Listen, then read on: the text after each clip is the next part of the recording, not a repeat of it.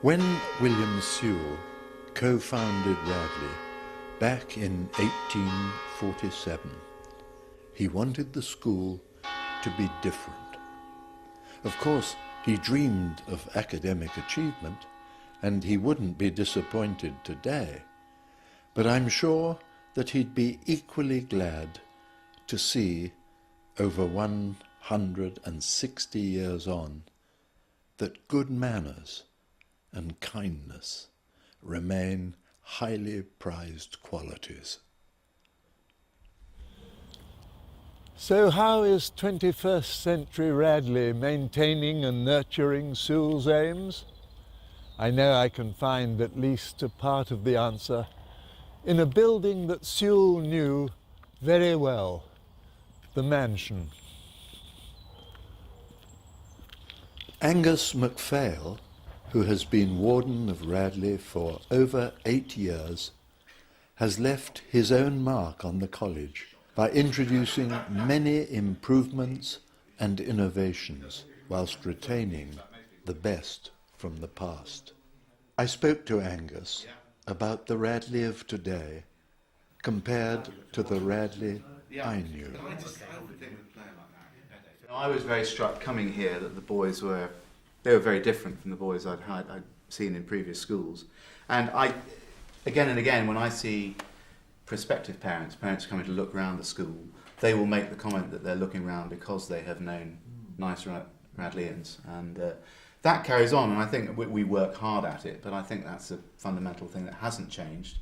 In the same way as I think the fact that we still want to have a broad intake to the school hasn't changed, and the fact that we still want education to be a broad thing. I mean, so many schools nowadays are so driven by exam results that everything else goes out of the window. I think the things that certainly I feel have changed, you know, having been ahead before here and here, is I think the way that people teach has changed dramatically, and that's been informed really by the changes in technology, but also I think by teachers being much more willing to share ideas, to not see their classroom as a little kingdom, but actually to embrace new ideas and new thoughts. And one of the great strengths, I think, of this place in terms of the Common Room is the openness of members of Common Room to share ideas and to try and improve what they're doing. That's absolutely right. And of course, we have such an advantage of having our pupils 24 hours a day. That's why, with a school like that, one wants to be able to offer that opportunity to as many people as possible. And you know, the choristership scheme has been a very interesting way for us to see that happen, because over the course of 4 or 5 years, we've had boys coming here who've got to know the school because of their involvement in music making, and who immediately have thought, well, this is what I want, and to be able to help this year 3 of those boys coming on with music awards, be able to help those boys who otherwise simply had no chance of coming here, is an incredibly rewarding thing. Of all the changes that I've noted, I think that this business of getting these young choristers in, I mean, quite apart from the importance of the top line, it's a wonderful thing.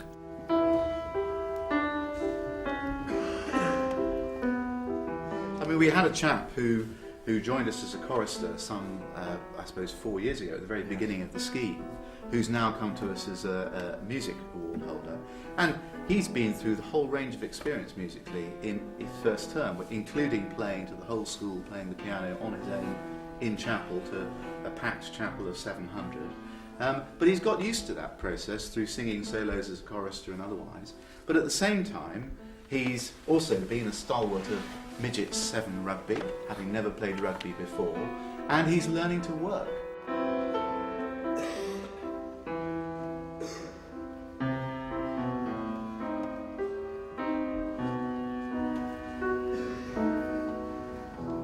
And again, that's why you want that opportunity for as many people as possible.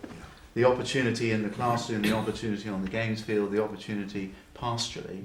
And by retaining, you know, a not too daunting an entrance requirement, I think that people can come from a range of schools to Radley and feel that they're going to start off and be able to make that sort of progress and enjoy all of those enriching experiences.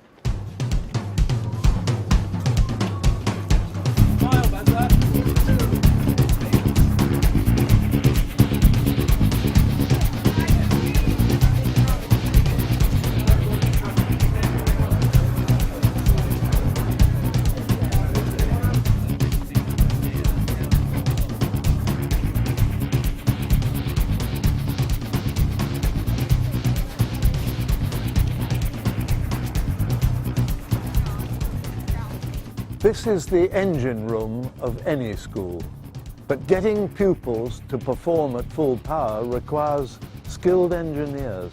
I was hugely proud of Radley's Common Room, and I know my successors share that pride.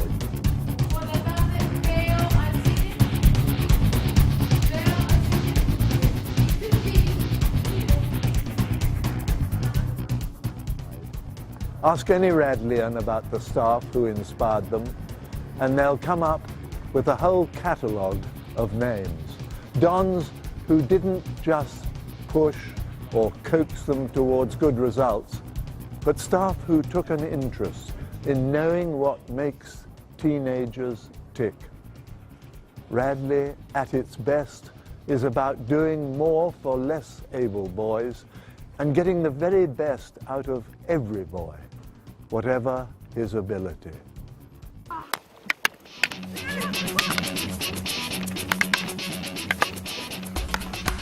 Getting the best out of every boy goes far beyond the classroom. Many Radleyans would probably say that they learnt more about themselves out here on the pitches or racing at regattas. Sport remains part of the Radley philosophy. On a spring Saturday, there can be as many as 35 teams and crews representing the college, involving up to 400 boys. Whatever their sport and at whatever level, I believe every boy should have the chance to earn and play in their school colours.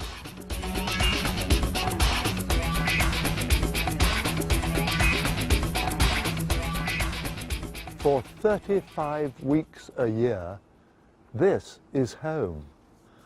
And that means a huge amount of spare time to track down more of the essential Radley experience.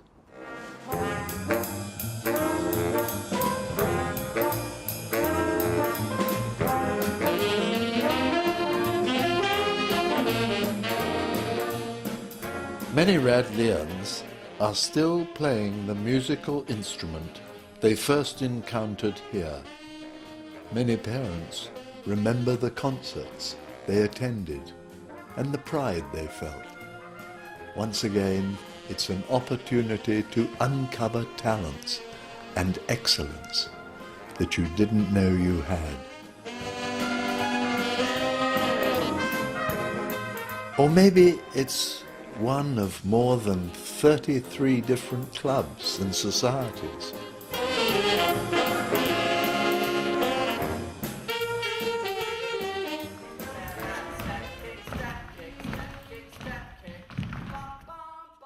A personal favourite of mine was always drama, whether on or off stage.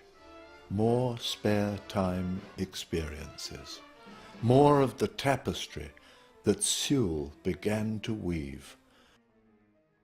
Radley's founders had decided from the outset that 1/10 of their pupils should receive their education free. Today, it costs not far short of £30,000 a year to send a boy here. So what can we do to open Radley's opportunities to those who believe sending their son here is an impossible dream? I found the answer in my own childhood. My father, who was a missionary doctor on an Indian reservation in California, wrote 400 letters appealing for help in sending me to school at Christ Hospital. His success changed my life. And during my final years at Radley, I began to feel passionately that I must do what I could to enable more boys to fulfill their dreams. Boys from less fortunate backgrounds, boys who will bring new perspectives to life on the Radley campus. Since the Silk Fund was set up in 1991, thanks to the astonishing generosity of the parents at that time, it has already helped 17 boys through Radley. Now, Council, Angus and I want to do more. Although Radley is not blessed, like many other schools, with its own endowment, I know we can work together to open our doors to those whom we have not yet reached. Council has decided to offer the equivalent of 30 fully assisted places in the coming years. To make this happen, we need your help to increase the Silk Fund by an extra £1.4 million by the end of this year and reach £10 million by 2015.